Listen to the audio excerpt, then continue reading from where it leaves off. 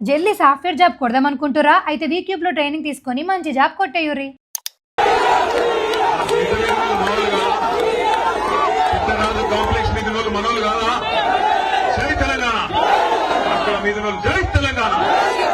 ఎన్నుకున్న అక్కలు గట్టిగా పిడికిలే ఉండాలి.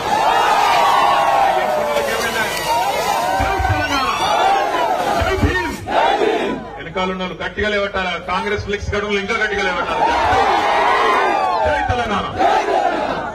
పెద్దలు, గౌరవనీయులు, మీ అందరి అభిమాన నాయకుడు ఈరోజు ఎల్లారెడ్డి నియోజకవర్గంలో తాను అధికారంలో లేకపోయినా ఎల్లవేళలా మీకోసం కష్టపడే నాయకుడు అన్న జాజుల సురేంద్రన్న గారికి,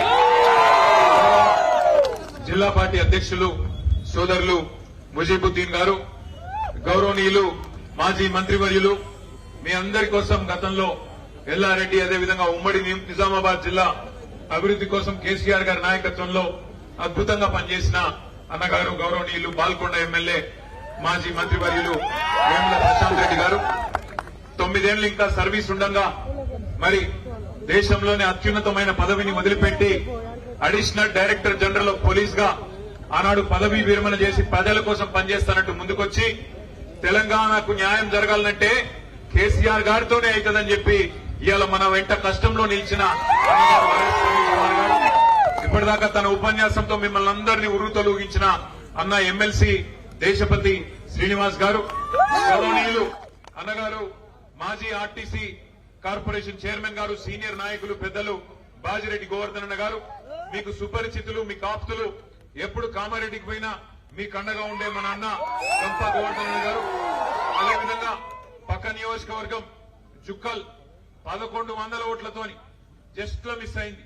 1100 ఓట్లతోని మరి ఓటమి పాలైన ప్రజల్లోనే ఉండే మంచి నాయకుడు అన్నగారు హనుమంత్ షిండే అన్నగారు, సోదరుడు మాజీ జడ్పీ చైర్మన్ గారు దఫేదార్ రాజు గారు, అదేవిధంగా మరి ఇంకా చాలా మంది మిత్రులు వేదిక మీద ఉన్నారు. వారికి అందరికంటే ముఖ్యంగా ఈరోజు ఎవరి కోసమైతే లింగంపేట వచ్చినామో ఆ సాయిలన్నకు ఏప్రిల్ 14 నాడు అంబేద్కర్ జయంతి నాడు ఏ లింగంపేటలో డాక్టర్ బాబాసాహెబ్ అంబేద్కర్ విగ్రహం దగ్గర అవమానం జరిగిందో అక్కడనే నీకు సన్మానం చేస్తాం, కేసీఆర్ గారి శిష్యులం, కేసీఆర్ గారి సైనికులం అని చెప్పి ముందుకొచ్చి ఇవాళ సాయిలన్నను మీ అందరి సమక్షంలో ఆయన చేసిన పోరాటాలు, ఉద్యమంలో ఆయన చేసిన పని, అదేవిధంగా ఈ గడ్డ మీద ఎక్కడైతే అవమానం జరిగిందో అక్కడే మీ అందరి సాక్షిగా వారికి నేను హృదయపూర్వకంగా చెప్తా ఉన్నా, సాయిలన్న నీకు జరిగిన అవమానం నీ ఒక్కరికి జరగలేదు.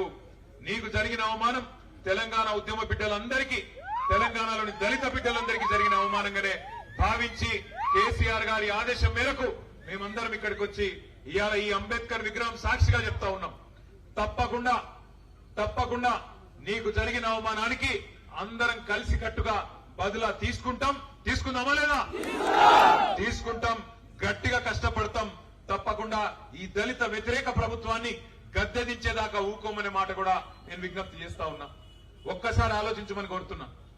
ఇవాళ డాక్టర్ బాబాసాహెబ్ ఇక్కడ ఉన్నాడు, మనందరికీ దిశానిర్దేశం చేస్తా ఉన్నారు. ఆ బాబాసాహెబ్ రాసిన రాజ్యాంగం ఆధారంగానే, అందులో పొందుపరిచిన ఆర్టికల్ 3 ఆధారంగానే మనం రాష్ట్రం తెచ్చుకున్నాం. లేకపోతే ఎన్నటికీ వేరుపడే అవకాశం కూడా ఉండకపోతుండే ఆంధ్రప్రదేశ్లోకి వెళ్ళి. డాక్టర్ బాబాసాహెబ్ చెప్పిన మాట బోధించు, సమీకరించు, పోరాడు. అదే అంబేద్కర్ తత్వాన్ని వంటబట్టించుకున్న మన నాయకుడు లక్షల సంఖ్యలో ప్రజల్ని సమీకరిస్తూ తెలంగాణ రాష్ట్ర ఏర్పాటు అవసరాన్ని వాళ్లకు బోధిస్తూ ఎక్కడ ఏ సమస్య వచ్చినా తెలంగాణకు పోరాడుతూ బోధించు, సమీకరించు, పోరాడు అనే అంబేద్కర్ తత్వాన్ని వంటబట్టించుకొని ఆనాడు కేసీఆర్ గారు 14 ఏళ్ల పాటు ఆనాడు ఎత్తిన జెండా దించకుండా కొట్లాడితేనే బాబాసాహెబ్ రాసిన రాజ్యాంగం ఆధారంగా మీ అందరి పోరాట స్ఫూర్తితోనే తెలంగాణ వచ్చిన తెలంగాణలో ఆ మహనీయుని గౌరవించుకోవడానికి ప్రపంచంలో ఎక్కడా లేని విధంగా 125 అడుగుల అంబేద్కర్ విగ్రహాన్ని హైదరాబాద్ నడిబొట్టున అక్కడ నిలువెత్తు విగ్రహాన్ని ప్రతిష్ఠించి జాతీయ స్థాయిలో, అంతర్జాతీయ స్థాయిలో పర్యాటకులను ఆకర్షించే విధంగా ఆ మహానాయకుడి గొప్పదనం ప్రపంచానికి తెలిసే విధంగా ఆయనను అద్భుతంగా గౌరవించింది కేసీఆర్ ప్రభుత్వం. అంతేకాదు డాక్టర్ బాబాసాహెబ్ అంబేద్కర్ పేరు తెలంగాణ సెక్రటేరియట్ కు పెట్టిన ఒకే ఒక్క ముఖ్యమంత్రి భారతదేశంలో కేసీఆర్. ఇంకెవరు కూడా ఈ భారతదేశంలో అంత గొప్పగా డాక్టర్ బాబాసాహెబ్ ని గౌరవించిన ముఖ్యమంత్రి ప్రభుత్వం లేదు. అంతటితో ఆగలేదు. దళితుల జీవితాల్లో ఒక అద్భుతమైన మార్పు తీసుకురావాలని చెప్పి కొద్ది మందికైనా సరే దఫాలుగా న్యాయం చేసుకుంటూ పిండి కొద్ది రొట్టె అన్నట్టు వంతుల వారీగా దశల వారీగా రాష్ట్రంలోని మొత్తం 18% జనాభా లక్షలాది దళిత కుటుంబాలకు న్యాయం చేయాలనే ఉద్దేశంతో ఒక దళిత బంధు అనే పథకాన్ని తెచ్చిండు. సరే, దాని మీద కూడా చాలా మంది చాలా మాట్లాడిండ్రు. ఇప్పుడున్న ముఖ్యమంత్రి రేవంత్ రెడ్డి ఆనాడు మాట్లాడిండు. ఇప్పుడున్న ఉప ముఖ్యమంత్రి బట్టి విక్రమార్క మాట్లాడిండ్రు. ఏం చెప్పిండు? కేసీఆర్ 10 లక్షలు ఇస్తుండు, మేము 12 లక్షల రూపాయలు ఇస్తాం అని చెప్పి చేవెళ్లలో మల్లికార్జున్ ఖార్గే గారు ఆల్ ఇండియా కాంగ్రెస్ కమిటీ అధ్యక్షుడు ఆ పెద్ద మనిషిని తీసుకొచ్చి ఆయన చేతుల మీదకి వెళ్లి ఎస్సీ ఎస్టీ డిక్లరేషన్ అని చెప్పి ప్రకటించి రాష్ట్రంలోని దళితుల ఓట్లు కొల్లగొట్టింది. ఒక 12 లక్షలు ఒకటే కాదు చెప్పింది, ఇంకా చాలా ముచ్చట్లు చెప్పిండ్రు. ఎస్సీ ఎస్టీ డిక్లరేషన్ లా 26% రాష్ట్రంలోని దళితులు గిరిజనులు కలిపితే 26% ఉన్నారు. అన్ని ప్రభుత్వ పనులల్లా 26% మీకు ఇస్తామని చెప్పిండ్రు. అట్లే మీకు తెలుసు లెక్కలేని మాటలు, ఒకటి కాదు రెండు కాదు. కేసీఆర్ 10,000 ఇస్తే రైతులకు నేను 15,000 ఇస్తా. కేసీఆర్ ముసలోళ్లకు పెన్షన్ 2,000 ఇస్తే నేను 4,000 ఇస్తా. కేసీఆర్ ఇంట్లో ఒక ముసలవ్వకో ముసలయ్యకో ఇస్తుండు, నేను ఇద్దరికి ఇస్తా. అత్తకు 4,000, కోడలకు 2,500. చెప్పిరా లేదా? వచ్చినాయా మరి? మరి అక్కడ ఫ్లెక్సీలో రాసుకున్నారు ఎల్లారెడ్డి అభివృద్ధి ప్రదాతనట. 18 నెలల్లో ఎల్లారెడ్డి అభివృద్ధి ఏం జరిగింది? మన పైసలు వచ్చినాయా? కొత్తగా ఏమైనా తండోపతండాలుగా సీక్రెట్ గా అమెరికాకి వెళ్ళి వస్తున్నాయి. మీకు అమెరికాకి వెళ్ళి ఏమైనా వస్తున్నాయో మీరు మాకు చెప్తలేరు కానీ ఎక్కడ మరి ఎల్లారెడ్డి అభివృద్ధి ప్రదాత? ఒక్కసారి ఆలోచన చేయమని కోరుతున్నా. దళితులకు మాటిచ్చిర్రు ఎస్సీ ఎస్టీ డిక్లరేషన్ లా. ఏం చెప్పిండ్రు? దళితుడు ఇల్లు కట్టుకున్నా, గిరిజనులు ఇల్లు కట్టుకున్నా 6 లక్షల రూపాయలు ఇస్తామన్నారు. మిగతా వాళ్ళకి 5 లక్షలు, దళితులు గిరిజనులు అయితే 6 లక్షలు ఇస్తామన్నారు. 6 పైసలను వచ్చినాయా? ఇంకా నమ్ముదామా? ఎంత సిగ్గులేని ప్రభుత్వం ఇది అంటే అన్నా, ఎంత సిగ్గులేని ప్రభుత్వం అంటే ఈ ప్రభుత్వం రైతుల కట కేసీఆర్ ఇచ్చిన దానికంటే ఎక్కువ ఇస్తామని చెప్పి, కేసీఆర్ 10,000 ఇస్తే మేము 15,000 ఇస్తామని చెప్పి 2 సార్లు రైతు బంధు ఎగ్గొట్టి మొన్న మళ్ళొక్కసారి అరకొరగా వేసి ఇక చేసుకోండి సంబరాలు అంటుండ్రు. ఏది ఏక రైతు బంధు వేసి 2 సార్లు ఎగ్గొట్టి ఇప్పుడు ఎలక్షన్లు వచ్చినాయి కాబట్టి, ఓట్లు వచ్చినాయి కాబట్టి, ఇప్పుడు డబ్బలలో మళ్ళా ఓట్లు వేసేది ఉన్నది కాబట్టి రైతు బంధు వేసి ఇక చేసుకోండి సంబరాలు అంటున్నాడు. వేద్దామా మరి? మళ్ళా గుద్దుదామా? మీ ఇష్టం. నేనేమంటున్నా అంటే మాకేం నష్టం లేదు, మాకేం కష్టం రాలే. మీరు ఏడ కూర్చోమంటే కాడ కూర్చుంటాం. మీరు ప్రభుత్వంలో నుండి కేసీఆర్ ముఖ్యమంత్రిగా ఉండాలి, పని చేయాలి, మళ్ళా బాగుండాలంటే మీ చేతుల్లోనే ఉన్నది. వద్దు, మేము గిట్లనే మోసపోతాం, వాని లంగ మాటలు, వాని తిట్లు అవే బాగున్నాయి, అవే ఇంటాం, అవే చూసుకొని మురుస్తాం, అవిటితోనే మా కడుపు నింపుకుంటాం అంటే మీ ఇష్టం. మాకు వచ్చిన ఇబ్బంది ఏం లేదు. ఎందుకంటే ప్రజాస్వామ్యంలో ఆ బటన్ ఒత్తే శక్తి మీకే ఉన్నది. ఎవరు ఏం చెప్పినా, ఎన్ని డైలాగులు పెట్టినా, ఎన్ని కథలు పడ్డా అల్టిమేట్ గా మా తలరాత రాసే శక్తి మీ చేతుల్లో ఉన్నది. లింగంపేట చేతుల్లో ఉన్నది, తాడువాయి చేతుల్లో ఉన్నది, ఎల్లారెడ్డి చేతుల్లో ఉన్నది, మీ సదాశివ నగర్ ప్రజల చేతుల్లో ఉన్నది. నేను దయచేసి మిమ్మల్ని కోరేది ఒకటే, ఒక రకం మోసం కాదు. కాంగ్రెస్ మేనిఫెస్టోనే ఈ శతాబ్దపు అతిపెద్ద మోసం. అది అభయహస్తం అనే మేనిఫెస్టో ఈ శతాబ్దపు అతిపెద్ద మోసం. వాళ్ళ చేతిలో మోసపోనాడు ఎవడు లేడు. ఎన్ని మోసాలు, ఎన్ని మాటలు. రైతులకు ఏం చెప్పిండు? ఊరుకుండ్రి, 2 లక్షల రుణం తెచ్చుకోండి. కేసీఆర్ మాఫ్ చేసినా కూడా ఇప్పుడు అర్జెంట్ గురుకుర్రి బ్యాంక్ కాడికి 2 లక్షలు తెచ్చుకోండి, నేను వస్తూనే ఉన్నా, సంతకం పెడతానే ఉన్నా అన్నాడు. ఏడ శురువైంది కథ రుణమాఫీది, ఏడ ముగిసింది. 50,000 కోట్లు మొత్తం రుణమాఫీ చేయాల్సి ఉంటదని చెప్పి బ్యాంకులు చెప్పారు రేవంత్ రెడ్డికి. 50,000 కోట్లు చెప్తే రేవంత్ రెడ్డి గారు డిసెంబర్ 2023లో ఒక 10 రోజులైంది ముఖ్యమంత్రి అయి మీటింగ్ పెట్టిండు. బ్యాంకులు 50,000 కోట్లు కావాలి సార్ అని చెప్పారు. చెప్తే గుడ్లు తేలేసిండు. మామూలు ఇదేదో పెద్ద గుణ కథ నేను తెలియక చెప్పినా, ఇరుక్కపోయినా ఏం చేయాలని చెప్పి తెల్లారు ఎక్కడో మీటింగ్ పోయాడు. పోయి ముందు రోజు బ్యాంకులు 50,000 కోట్లు అని చెప్తే ముఖ్యమంత్రి అంటాడు, ఏమున్నదా కడుపు కట్టుకుంటే 1 సంవత్సరం 40,000 కోట్లు కట్టేయచ్చు, కడుపు కట్టుకుంటే ఎడమ చేత్తో ఇచ్చేయచ్చు 40,000 కోట్లు అన్నాడు. 40,000 కోట్లకు ఆయన 10,000 మింగేసిండు తెల్లారి వరకు. మళ్ళా తెల్లారో మర్నాడు కేబినెట్ మీటింగ్ పెట్టిరు, మంత్రులందరూ కూర్చున్నారు.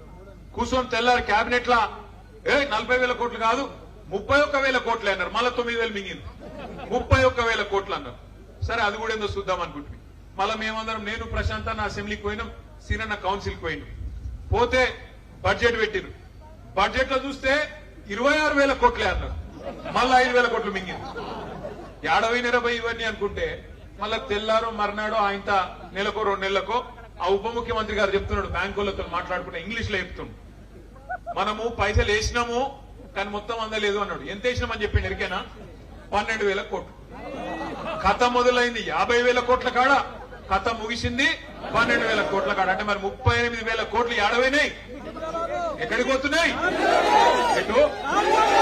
పక్క మాట టకీ టకీ మనం పడుతున్నాయి అన్నాడు. టకీ టకీమని టకీ టకీమని ఒక రాహుల్ గాంధీ ఖాతాలో మాత్రం జోరుదారు పడుతుంది. టకీ టకీమని మూటలు మాత్రం ఢిల్లీకి పోతున్నాయి. మా ఆడబిడ్డలు ఉన్నారు కాడ, అమ్మా తులం బంగారం వచ్చిందా? 2,500 వచ్చిందా? మళ్ళా ఓటేద్దామా కాంగ్రెస్ కు? ఎత్తిరి కదా ఎల్లారెడ్లే. మరి ఈ మనుషులను ఒడగొట్టుకుంటారు, ఆయన తెచ్చుకుంటారు. నేనేమంటున్నా అంటే ఒక్క మాట మీరు యాద పెట్టుకోండి. ఒక బోనస్ అన్నాడు, 500 రూపాయల బోనస్ వచ్చిందా? అన్ని పంటలకు బోనస్ అన్నాడు. ఎలక్షన్లకు ముందేమో దొడ్డువట్లకు బోనస్, ఎలక్షన్లైనా మొత్తం బోగస్, ఏం లేదు. నేను ఇదివరకే చెప్పిన అసెంబ్లీలో మళ్ళీ చెప్తున్నా, ఈ ముఖ్యమంత్రిలో ఒక అపరిచితుడు ఉన్నాడు లోపల. ఒకడు రాము, ఒకడు రెమో. ఆ రెమో ఎట్లుంటది కథ అంటే, రాము అనేటోడేమో అందరికి బోనస్ ఇస్తా అంటాడు, దొడ్డు వడ్లకు ఇస్తా అంటాడు, సన్న వడ్లకు. రెమో అనేటోడు ఏం చెప్తాడు, నేను ఎప్పుడన్నా బోనస్ లేదు మన లేదంటాడు. రాము అనేటోడేమో మరి బయటకు వచ్చేమో ఈ ఆంధ్ర కాంట్రాక్టర్లకు, ఈ ఈస్ట్ ఇండియా కంపెనీలకు కాంట్రాక్ట్లు పోతున్నాయి, కేసీఆర్ ఉండగా నేను వచ్చినాక మొత్తం మార్చేస్తా అంటాడు. ఇప్పుడు రెమో అన్నట్టు ఏం చెప్తాడు, మళ్ళా ఆంధ్రోళను పిలిచి వాళ్ళకి పెద్దపీట వేసి మళ్ళా కాంట్రాక్ట్లు వాళ్ళ చేతుల్లోనే పెడతాడు. ఇలా చెప్పుకుంటా పోతే 1-2 కావు, రేవంత్ రెడ్డి కథలు 100 ఉన్నాయి. ఒక ఎస్టీలను రైతులనే కాదు, ఆడబిడ్డల్ని మోసం చేసిండు, ఆఖరికి మన పిల్లల్ని మోసం చేసిండు. కేసీఆర్ కేటీఆర్ 2 ఉద్యోగాలు ఉడగొట్టురి, నేను 2 లక్షల ఉద్యోగాలు ఇస్తా అన్నాడు మొదటి సంవత్సరంలో రాహుల్ గాంధీ. వచ్చినాయి ఎల్లారెడ్ల ఉద్యోగాలు బాగా బరాబర్ వచ్చినాయి. మీరు అవద్దని చెప్తున్నారు. రేవంత్ రెడ్డి చెప్తుండు, సంవత్సరానికి 60,000 ఉద్యోగాలు ఇచ్చేసిండట, మిగతా ఇస్తాడట. ఎవరికైనా సిగ్గని ఉండాలి, మంది కూటిన పిల్లలు మా పిల్లలు అని చెప్పుకుంటారు ఎవడన్నా? కేసీఆర్ ఇచ్చిన ఉద్యోగాలు, కేసీఆర్ గారి టైంలో ఇచ్చిన నోటిఫికేషన్లు, ఇంటర్వ్యూలు అన్ని అయిపోయి కోర్టులు ఆగితే నువ్వు వచ్చినాక కాగితాలు ఇచ్చే అధికారం నీ చేతికొస్తే అవి నేను ఇచ్చిన ఉద్యోగాలని చెప్పుకుంటాడు. సిగ్గున్నదా ఏమన్నా ముఖ్యమంత్రి గారికి? కేసీఆర్ కట్టిన ఫ్లైఓవర్లకు రిబ్బన్లు కట్ చేయాలి, కేసీఆర్ గారు చేసిన ప్రాజెక్టుల కాడ పోయి నెత్తి మీద నీళ్లు చల్లుకోవాలి, కేసీఆర్ ఇచ్చిన ఉద్యోగాలకు కాగితాలు ఇవ్వాలి, నేనే చేస్తున్నా అని చెప్పుకోవాలి. మీరు ఒక్క మాట దయచేసి ఆలోచన చేయండి. మాట్లాడితే ఈ మధ్యన కాంగ్రెస్ లో ఒక సన్నాయి నొక్కులు నొక్కుతున్నారు, ఒకటే రాగం ఎత్తుకున్నారు. కేసీఆర్ మొత్తం అప్లపాలు చేసిపోయిండు, మేమేం చెప్తాం అని మాట్లాడుతారు. ముఖం బాగా లెక్క వెనకటికి కూడా అద్దంబల కొట్టుకుంటాడు. అరే నేను అడుగుతున్నా కాంగ్రెస్ వాళ్ళారా, ఒక్కసారి యాద్ చేసుకొని గుండె మీద చేసుకొని చెప్పుర్రి.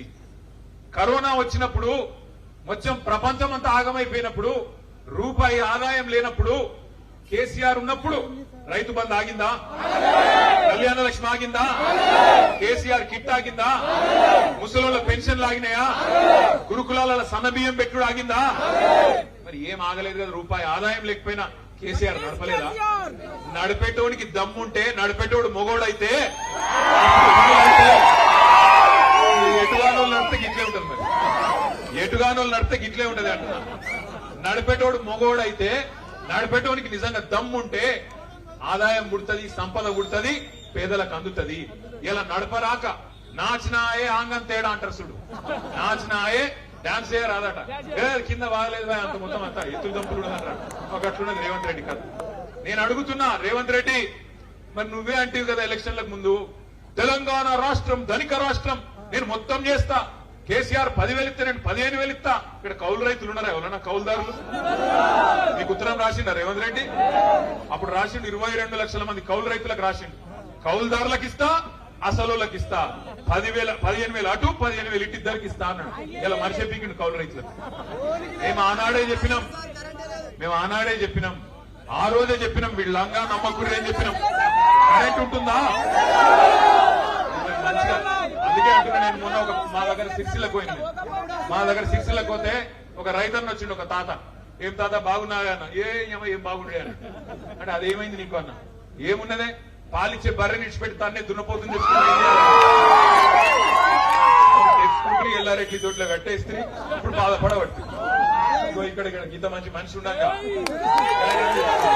నేను మీ అందరినీ ప్రార్థించేది ఒకటే, ప్రజాస్వామ్యం. ఇప్పుడు ఆ పోలీసు వాడు సాయిలన్నను బట్టలు ఉడదీసాడు. మనం ఏం చేయాలి మరి? ఒక్కటే పని చేయాలి. ఏ పోలీసుడు అయినా సరే, ఏ మస్తీ ఉన్న అధికారైనా సరే, లేదా బల్బు మాటలు మాట్లాడే ముఖ్యమంత్రి అయినా సరే, వీళ్ళందరికీ బుద్ధి చెప్పే శక్తి మీ చేతుల్లోనే ఉంది. ఎవరినో అడిగే అవసరం లేదు. రేపు జెడ్పీటీసీ, ఎంపీటీసీ, సర్పంచ్ ఎలక్షన్లు వస్తున్నాయి. ఎట్లనైతే సాయిలన్న బట్టలు వాళ్ళు ఇప్పినరో వాళ్ళ బట్టలు మీ ఓటే తూట. ఇంకేం చేసి అక్కర్లేదు. వస్తారు మళ్ళా దగ్గరికి, అన్న అంటారు, బావ అంటారు, బామ్మడిది అంటారు, అల్లుడు అంటారు, తమ్మి అంటారు, దండం పెడతారు. గ్యారంటీ కార్డులు వంచిండ్రా ఇదివరకు మీ కాడ? ఒక్కటన్నా గ్యారంటీ అయిందా? ఒక్కటన్నా అయిందా కనీసం? ఏ ఒక్కళ్ళకు కూడా ఒక్కటి కూడా జరగలే. అందుకే నేను అంటున్నా, ఇవాళ మన గురుకులాల్లో మన పిల్లలకు విషం పెడుతున్నాడు రేవంత్ రెడ్డి. 100 మంది పిల్లలను బలి తీసుకున్నాడు ఇప్పటికే. కానీ ఆయన మాత్రం ఏమ్లాడ గుడికి పోతే రేవంత్ రెడ్డి పెట్టిన తిన్న బువ్వ ఖర్చు ఎంతో తెలుసా? ప్లేటుకు 1,35,000 రూపాయలు. ఏం తినిపాడో నాకైతే తెలియదు. బంగారం తిన్నడా వాడు, వెండి తిన్నడా? ఒక ప్లేటుకు 1,35,000 అట. ఆ అందగాతలందరినీ పిలిచిండు చూడు, మిస్ బాళ్ళ మీద పెట్టిండు. సుందరాంగులను పిలిచిపెట్టిన భోజనానికి ఆయన ఖర్చు ఎంత ఎరికైనా? ప్లేటుకు ఒక్కొక్కల బువ్వకు 1,00,000. మరి 1,00,000 సుందరాంగులకు పెడతావు, నువ్వు ఏమ్లవాడకు వచ్చి తింటే 1,35,000 అవుతుంది. మా పొరగంలో కనీసం 100 రూపాయలతో మంచి భోజనం పెట్టేస్తలేదా నీకు? లేవా పైసలు? బయట వాళ్ళకు పెట్టడానికి మస్తుగుంటాయి. కానీ మన పిల్లలకు 6.5 లక్షల మంది పిల్లలు 1022 గురుకుల పాఠశాలల్లో కేసీఆర్ గారు పెడితే, ఇదే ప్రవీణ్ కుమార్ గారు అద్భుతంగా నడిపిస్తే ఆనాడు ఎట్లుండే పరిస్థితి, ఇవాళ ఎట్లయింది మన గురుకులాలు ఆలోచన చేయండి. మన దళిత బిడ్డలు, మన గిరిజన బిడ్డలు, మన బలహీన వర్గాల బిడ్డలు ఇవాళ వాళ్ళు చచ్చిపోతుంటే, ఫుడ్ పాయిజనింగ్ అని రోజు ఒక్కసారి వస్తుంటే వార్తలు, గుండె అవిసిపోతుంటే చూసుకుంటా ఊకుందామా లేకపోతే కొట్లాడదామా ఆలోచించుద్ది. తెరలైన తెలంగాణను మళ్ళా మంచిగా చేయాలంటే ఒకే ఒక్క నాయకుడున్నాడు. ఆ నాయకుడు ఎవరు? కేసీఆర్ గారిని మళ్ళీ తిరిగి తెచ్చుకుందామంటే ఒకసారి పిడికిల్దామంటే. ఆ మిద్దె మీద వాళ్ళు సగం ఉన్నారు. ఏం సంగతి? కాంగ్రెస్ వల్ల స్పీచ్ ఇన్నందుకు వచ్చిరా, మీ వానికి రిపోర్ట్ చేసినందుకు వచ్చిరా? వెనకాల వాళ్ళకి ఏమైందిరా? కేసీఆర్ కావన్నా పక్కన అక్కడున్న అక్కలు జై తెలంగాణ, జై తెలంగాణ, జై భీమ్, కేసీఆర్ గారి నాయకత్వం, కేసీఆర్ గారి నాయకత్వం.